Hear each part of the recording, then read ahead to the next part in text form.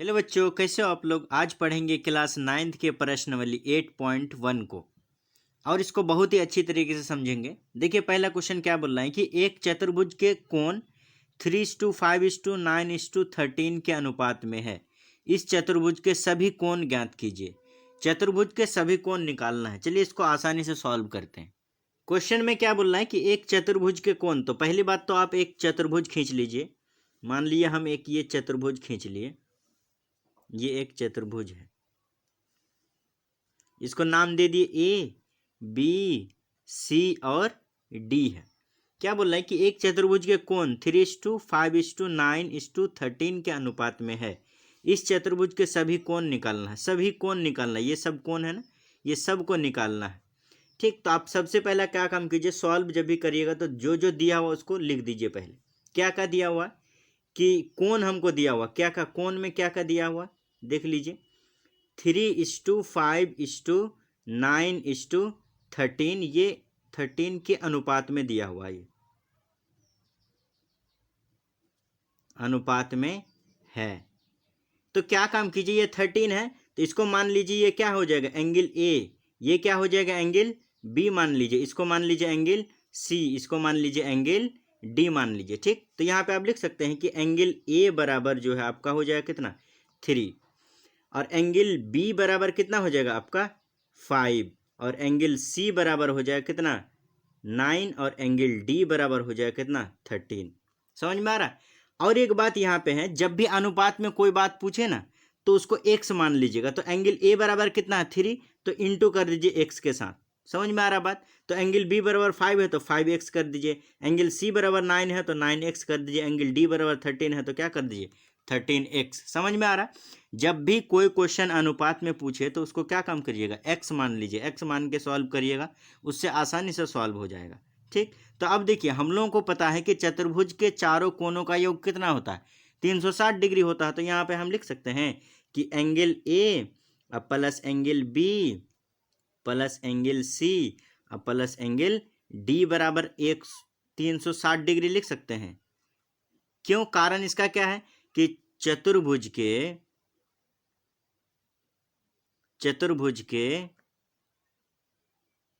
चारों कोनों का योग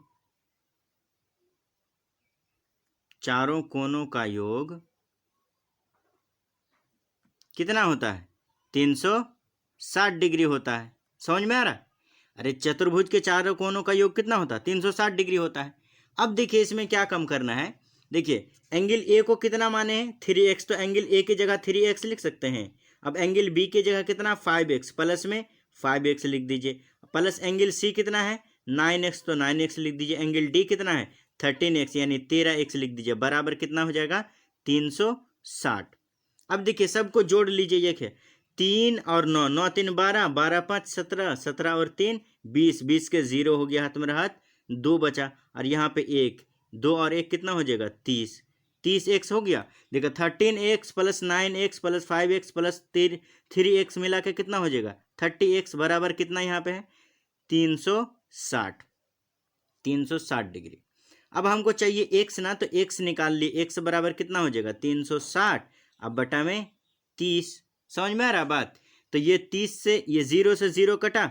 अब यहाँ पे देखिए कटिए, किससे कट जाएगा 12 तिया 36, मतलब x बराबर हम मेरा कितना निकल गया 12 निकल गया। x कितना निकल गया 12, x बराबर 12 निकल गया।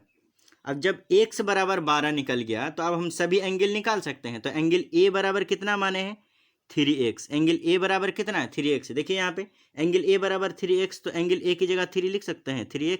तो 3 इंटू x कितना है 12, तो हम लिख देंगे 12, तो कितना हो जाएगा 12 तिया 36, मतलब एंगल a बराबर जो है कितना निकल गया 36 डिग्री। समझ में आया एंगल a कैसे निकाले हम। उसी तरह देखिए एंगल b बराबर कितना माने हुए हैं 5x, तो 5 इंटू एक्स कितना है 12, तो 12 पंचे 60, मतलब एंगल बी बराबर निकल के तैयार है कितना 60 डिग्री। सभी एंगल ही चाहिए था और सभी एंगल भी निकाल रहे हैं। उसी तरह एंगल सी बराबर कितना है 9x, तो हम निकाल सकते हैं यहाँ पे कि 9 इंटू एक्स कितना है 12, तो 12 नमा 108, तो एंगल सी बराबर निकल गया कितना, 108 डिग्री। अब निकालिए एंगल डी। एंगल डी कितना है, एंगल डी को कितना माने, एंगल डी बराबर है 13x। तो 13 इंटू एक्स कितना है 12, 13 और 12 को गुना कीजिए तो कितना आ जाएगा 156। 13 और 12 को गुना कीजिए कितना आ जाएगा 156, 156 डिग्री। मतलब एंगल डी बराबर जो है निकल के तैयार है कितना 156। इसको चेक कर लेते हैं 13 और 12 को, देखिए यहाँ पे कर लेते हैं 13 इंटू 12, देखो 3 दूना 6 और 2 इंटू 3 और 1 6, 3 2 5 1, मतलब 13 और 12 को गुना करेंगे तो कितना आ जाएगा 156 डिग्री। मतलब एंगल ए निकल गया कितना, एंगल ए निकल के तैयार है 36 डिग्री। ये एंगल ए कितना डिग्री का हो गया 36 डिग्री का है। एंगल बी कितना 60 डिग्री का है। एंगल सी कितना 108 डिग्री का है। और एंगल डी निकल गया कितना 156 डिग्री का। ये सॉल्व हो गया पहला क्वेश्चन। अब सॉल्व करते हैं क्वेश्चन नंबर 2 को। देखिए क्वेश्चन नंबर 2 में क्या बोल रहा है कि यदि एक समांतर चतुर्भुज के विकर्ण बराबर हों तो दर्शाइए कि वह एक आयत है।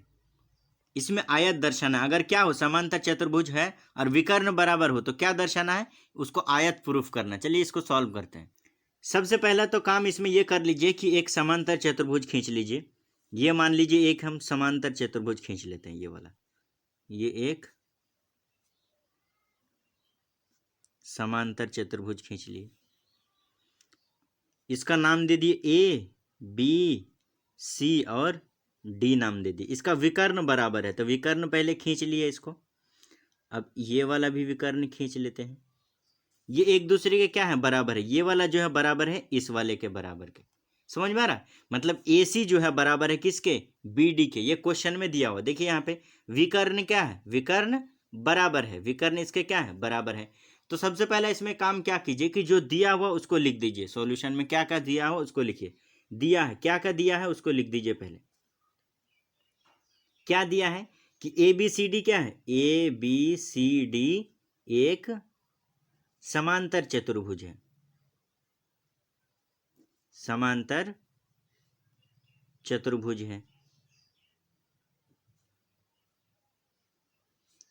और क्या क्या दिया हुआ, जिसमें ए सी बराबर है बी डी के, मतलब विकर्ण बराबर है। तो विकर्ण क्या है बी डी और ए सी विकर्ण है, तो हम लिख सकते हैं कि ए सी बराबर बी डी, ये दिया हुआ है।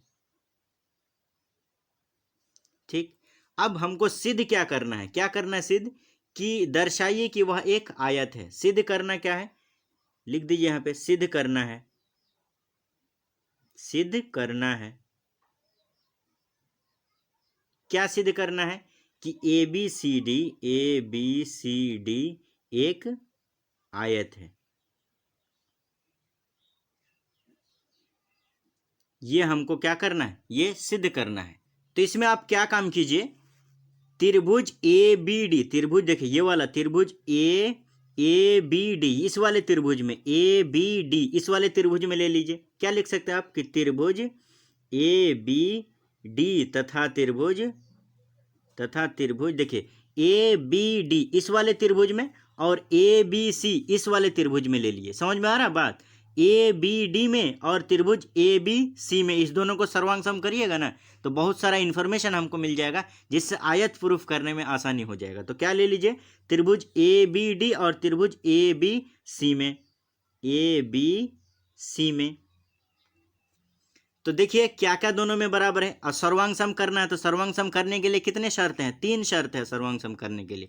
तो तीनों शर्तों को पहले लिखिए। क्या क्या शर्त इसमें दिया हुआ देखिए, देखिए ए सी बराबर बी डी है, ये तो हमको पता है। देखिए ए बी डी में, ए बी डी इस वाले त्रिभुज में, ए बी सी इस वाले त्रिभुज में, तो दोनों त्रिभुज में देखो विकर्ण आ रहा है, मतलब ए सी बराबर क्या है बी डी लिख सकते हैं हम, ए सी बराबर बी डी लिख सकते हैं, जो हमको क्वेश्चन में क्या है दिया हुआ है, ये दिया है।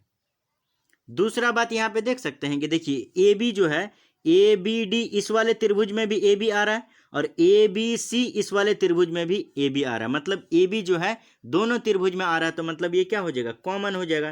तो ए बी बराबर आप क्या लिख सकते हैं, ए बी, ये दोनों में, दोनों त्रिभुज में अगर कोई भुजा कॉमन हो तो उसे क्या बोलते हैं, उभयनिष्ठ बोलेंगे। समझ में आ रहा है, ये क्या हो जाएगा, उभयनिष्ठ हो जाएगा। अब आगे देखिए कॉमन क्या आ सकता है इसमें, देखिए AD बराबर BC हो सकता है क्योंकि ये समांतर चतुर्भुज है, और समांतर चतुर्भुज में सम्मुख भुजा क्या होता है, बराबर हो सकता है। तो हम लिख सकते हैं कि AD बराबर BC। समझ में आया? AD बराबर BC हम क्यों लिखें, क्योंकि समांतर चतुर्भुज का सम्मुख भुजा क्या होता है, बराबर। तो यहाँ लिख दीजिए कि समांतर चतुर्भुज का सम्मुख भुजा है।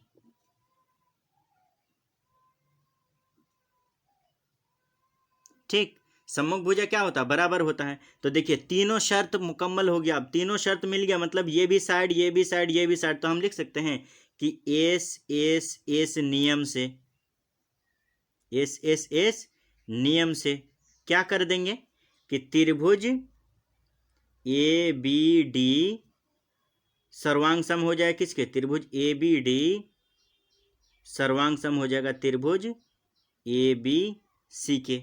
ये दोनों क्या हो गया, सर्वांग सम हो गया। समझ में आ रहा बात?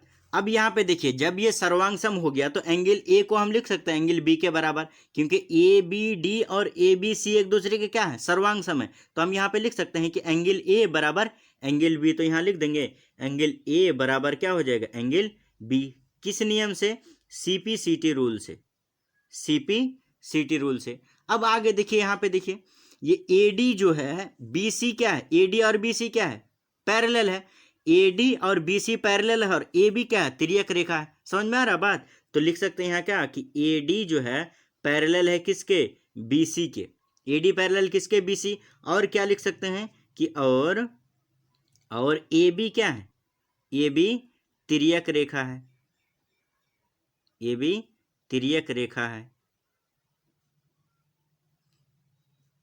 समझ में आ रहा है बात? देखिए AD और BC एक दूसरे के पैरेलल है, और देखिए AB क्या है, तिर्यक रेखा है। अब तो AB तिर्यक रेखा है तो सम्मुख कोणों का योग कितना होता है, 180 डिग्री होता है। तो हम यहाँ पे लिख सकते हैं कि angle A plus angle B बराबर कितना हो जाएगा, 180 डिग्री हो जाएगा। ये बात हम लिख सकते हैं। तो angle A plus angle B बराबर कितना हो जाएगा, 180 डिग्री। क्यों, कारण दे दिए इसका। कारण इसका क्या हुआ कि अंतः कोणों का योग, अंतः कोणों का योग 180 डिग्री होता है। समझ में आया बात? अब देखिए यहाँ पे एंगल A बराबर क्या हो गया, एंगल B। तो एंगल A अब प्लस, देखिए एंगल B की जगह हम क्या लिख सकते हैं, इसको समीकरण 1 मान लीजिए। तो एंगल A बराबर एंगल B है, तो एंगल A की जगह एंगल B लिख सकते हैं, या तो फिर देखो एंगल B की जगह, इस एंगल B की जगह एंगल A लिख सकते हैं। तो एंगल B की जगह हम क्या लिख देंगे, एंगल A। अब बराबर कितना हो जाएगा, 180 डिग्री। समझ में आ रहा बात? अब देखिए angle A plus angle A, तो क्या लिख देंगे, 2 एंगल A बराबर कितना हो जाएगा, 180। 2 एंगल A बराबर कितना हो जाएगा, 180। तो एंगल A बराबर कितना हो जाएगा, 180/2। मतलब एंगल A निकल गया कितना, 90 दूना कितना हो जाएगा, 180। मतलब एंगल A बराबर कितना निकल गया, 90 डिग्री। एंगल A कितना निकल गया, 90 डिग्री। समझ में एंगल A बराबर 90 डिग्री कैसे निकाले? तो आप कह सकते हैं कि एंगल A बराबर जब कितना हो गया, 90 डिग्री हो गया, तो यहाँ पे आप लिख सकते हैं क्या कि वह समांतर चतुर्भुज, वह समांतर चतुर्भुज, वह समांतर चतुर्भुज जिसका एक कोण समकोण हो, एक कोण समकोण हो, आयत कहलाता है।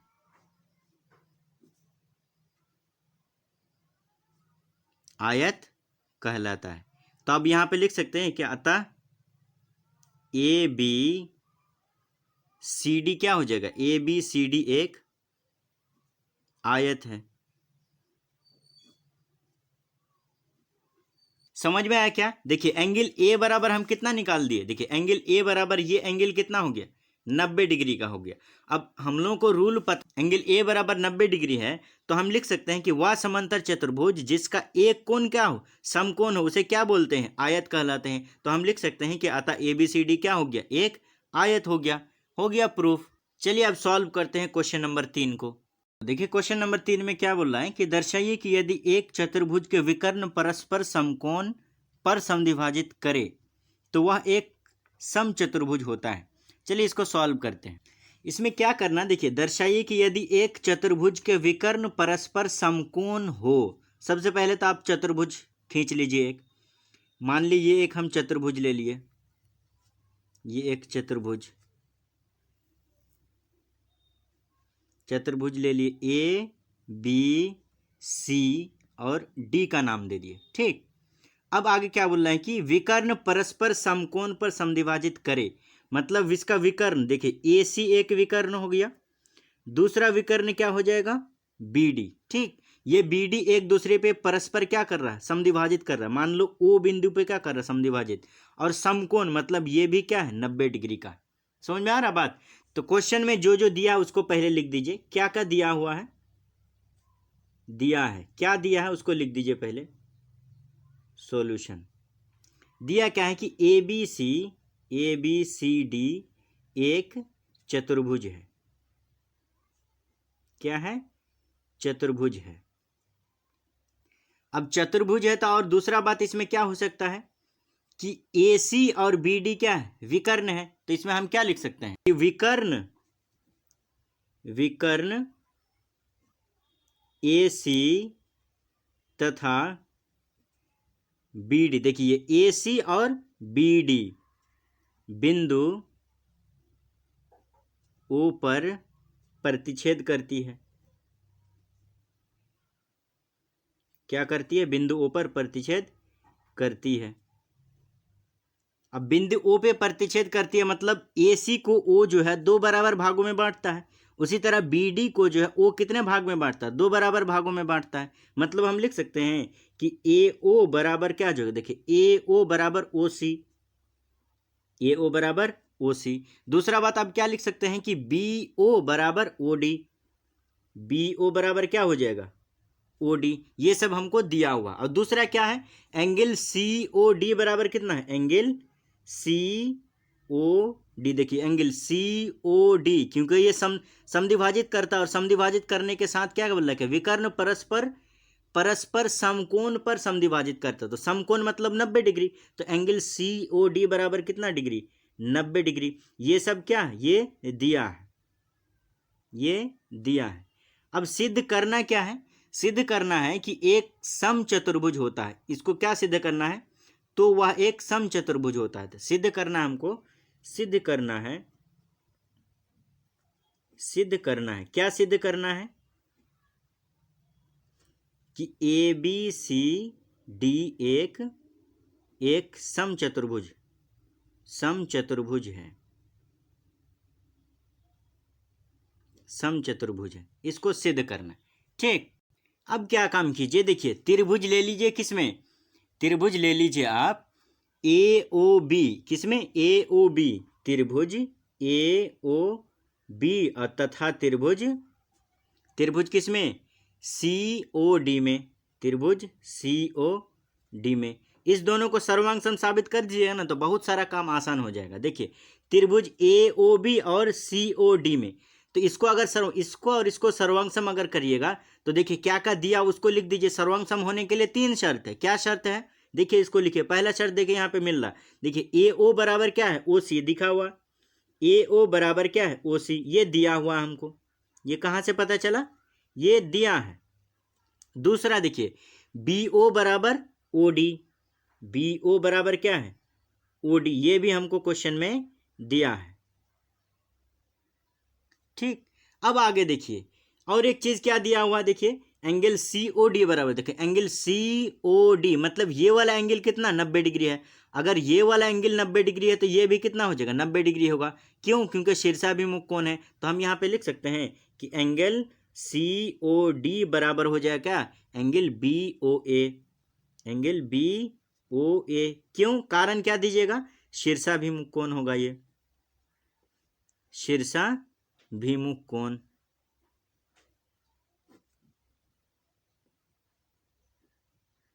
शीर्षाभिमुख कोण से।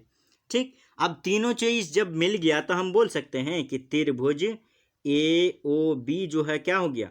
अब यहाँ पे लिख सकते हैं क्या, कि देखिए क्या लिख दीजिएगा, देखिए ये भी साइड है, ये भी साइड है, ये एंगल है, तो क्या लिख दीजिएगा कि साइड एंगल साइड नियम से, साइड एंगल साइड नियम से। क्या नियम से, तो क्या पता चला कि त्रिभुज ए ओ बी जो है सर्वांग सम हो जाएगा किसके, त्रिभुज सी ओ डी के, सी ओ डी, ये सर्वांग सम हो गया। अब जब ये सर्वांग देखिए ए ओ बी सर्वांग सम हो गया सी ओ डी के, ये दोनों अगर सर्वांग सम हो गया तो ए बी बराबर डी सी हम लिख सकते हैं, ए डी बराबर डी सी लिख सकते हैं। क्यों, क्योंकि ये दो त्रिभुज क्या है, सर्वांग सम है। अगर सर्वांग सम है तो उसके भुजा क्या हो जाएंगे, बराबर हो जाएंगे। तो ये बात हम कैसे लिख दिए, सीपी सीटी रूल से, सीपी सीटी रूल से। इसको इक्वेशन मान लीजिए फर्स्ट। अब देखिए दूसरा नंबर, यहाँ पे देखिए ये वाला एंगल और ये एंगल एक दूसरे के एकांतर अंतः कोण होगा, समझ में आ रहा है बा, देखिए ये वाला एंगल और ये एंगल एक दूसरे के एकांतर अंतः कोण होगा। और जब ये एंगल एक दूसरे के एकांतर अंतः कोण है तो हम यहाँ लिख सकते हैं कि एंगल बी ए ओ बराबर एंगल डी सी ओ, ये बात हम लिख सकते हैं क्योंकि ये एक दूसरे के क्या हो जाएगा, एकांतर अंतः कोण। तो हम यहाँ पे लिख सकते हैं कि एंगल बी ए ओ जो है बराबर हो जाए किसके, एंगल डी सी ओ के। कैसे लिख रहे हैं ये बात, एकांतर अंतः कोण से, एकांतर अंतः कोण से। फिर से समझाते हैं, देखिए यहाँ पे देखिए फिगर पे देखिए ये वाला एंगल बिल्कुल इसको क्या अपोजिट, देखिए ये इस साइड है, ये बिल्कुल इस साइड है, अपोजिट है, तो ये अपोजिट में क्या है, एकांतर अंतः कोण है। अब देखिए एकांतर अंतः कोण है मतलब ये एंगल ए बराबर किसके हो जाएगा, एंगल सी के। अब यहाँ देखिए ये तिर्यक रेखा है, ये ए सी क्या है, तिर्यक रेखा है। ए बी और डी सी क्या है, पैरेलल है, मतलब समांतर है। ए बी और डी सी क्या है, समांतर है, और ए सी क्या है, तिर्यक रेखा। तो यहाँ पे आप लिख दीजिए कि ए बी जो है पैरेलल है किसके, ए बी पैरेलल यानी समांतर है डी सी के, ए बी समांतर किसके है, डी सी के, ये बात लिख सकते हैं। क्यों, इसका कारण क्या देख सकते हैं, देखिए एकांतर अंतः कोण बराबर है ये दोनों, तो इसका कारण लिख दीजिए क्या कि एकांतर कोण बराबर हो तो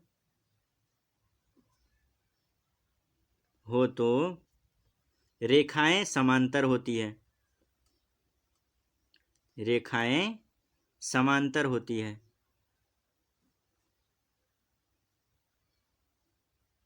समांतर होती है। तो इसमें देखिए क्या करेंगे, समीकरण 1 और इसको समीकरण क्या मान लीजिए, इसको समीकरण हम 2 मान लेते हैं, ठीक। इसको समीकरण 1, इसको समीकरण 2। तो आप लिख दीजिए क्या कि समीकरण, आप लिख देंगे क्या, समीकरण 1 और समीकरण 2 से क्या हो जाएगा, समीकरण 1 और देखिए ये समीकरण 1 से ए बी बराबर डी सी और A B parallel to D C. देखिए ये समझा देते हैं यहाँ पे हम फिगर पे, देखिए ए बी जो है बराबर है डी सी के, और यही ए बी जो है समांतर है किसके, डी सी के। अब एक दूसरे के बराबर और समांतर अगर हो तो वो त्रिभुज क्या कहलाएगा, समांतर चतुर्भुज कहलाएगा। तो हम यहाँ पे लिख सकते हैं कि ए बी सी डी एक समांतर चतुर्भुज है, समांतर चतुर्भुज है।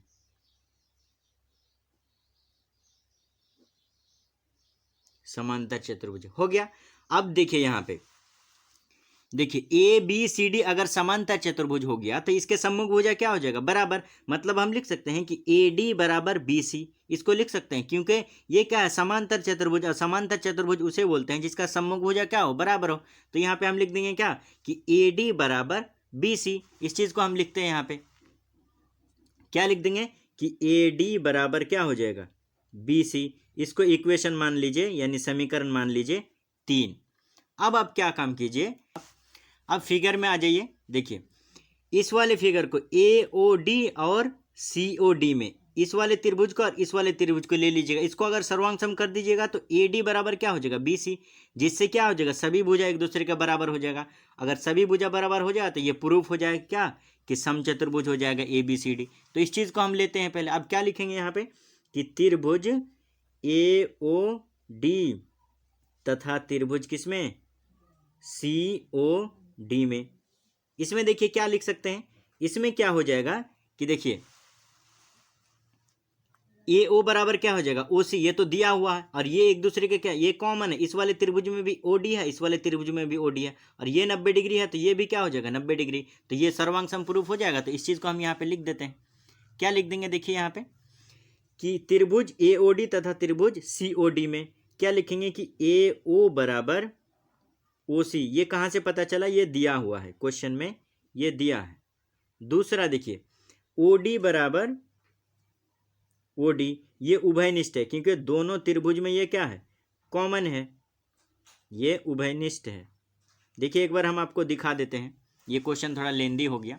देखिए ये ओ डी बराबर ओ डी, ये ओ डी बराबर ओ डी, क्यों, क्योंकि इस वाले त्रिभुज में भी ये कॉमन आ रहा है, इस वाले त्रिभुज में भी ओ डी आ रहा है, इसलिए इस दोनों को क्या ओ डी भुजा क्या हो गया, कॉमन हो गया।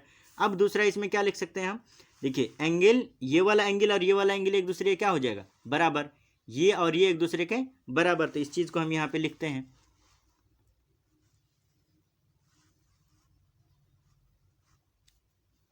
कैसे लिख देंगे, देखिए यहाँ पे लिख सकते हैं क्या कि एंगल सी ओ डी बराबर हो जाएगा क्या, एंगल ए ओ डी, क्यों, क्योंकि दोनों क्या है, दोनों 90 डिग्री है, दोनों 90 डिग्री है। तो कौन सा नियम लग गया, देखिए साइड साइड एंगल, तो क्या हो जाएगा, साइड एंगल साइड नियम से, साइड एंगल साइड नियम से, साइड एंगल साइड नियम से क्या हो गया, क्या लिख सकते हैं यहाँ पे हम कि त्रिभुज ए ओ डी जो है सर्वांग सम हो गया किसके, त्रिभुज सी ओ डी के। समझ में आ रहा, त्रिभुज ए ओ डी सर्वांग सम हो गया त्रिभुज सी ओ डी के। यहाँ पे देखिए फिगर पे एक बार देख लीजिए, त्रिभुज जो है ये वाला त्रिभुज इसके सर्वांग सम हो गया, तो ए डी बराबर हम डी सी लिख सकते हैं क्योंकि दो त्रिभुज क्या हो गया, सर्वांग सम।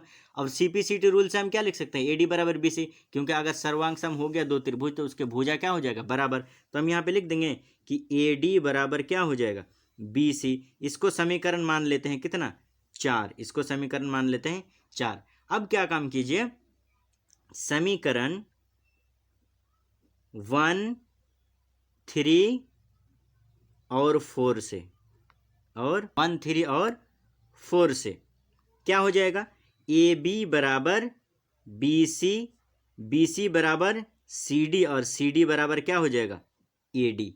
मतलब सभी एक दूसरे के बराबर हो जाएगा। अब सभी भुजा अगर एक दूसरे के बराबर हो जाए तो उसे ही तो क्या बोलते हैं, समचतुर्भुज बोलते हैं। तो यहाँ पे लिख सकते हैं कि अतः ए बी सी डी एक समचतुर्भुज है। यहाँ पे आप कारण भी लिख सकते हैं, समझ में आया, ये एक ए बी सी डी एक समचतुर्भुज क्यों है, क्योंकि सभी भुजा क्या हो गया, बराबर। देखिए ए बी बराबर बी सी हो गया, बी सी बराबर सी डी बराबर ए डी। अब सभी भुजा अगर बराबर है तो उसे क्या बोलते हैं, समचतुर्भुज। तो यहाँ पे आप लिख सकते हैं कि प्रत्येक भुजा बराबर है, प्रत्येक भुजा क्या है, बराबर है। अब प्रत्येक भुजा अगर बराबर हो तो उसे क्या बोलते हैं, समचतुर्भुज। समझ में आया, ये थोड़ा लेंदी क्वेश्चन है, इस तरह का क्वेश्चन लेंदी बनता है, देख लीजिए आप नोट करने में ताकि दिक्कत ना हो। देखिए ये आंसर हो गया, ए बी सी डी क्या हो गया, एक समचतुर्भुज हो गया। इसी को हमको दर्शाना था, क्वेश्चन में भी यही बोला गया था। देखिए यहाँ पे क्वेश्चन में क्या बोला गया था, देखिए एक समचतुर्भुज होता है, इसको समचतुर्भुज हमको सिद्ध करना था, और सिद्ध भी यही करना था कि ए बी सी डी एक समचतुर्भुज होता है।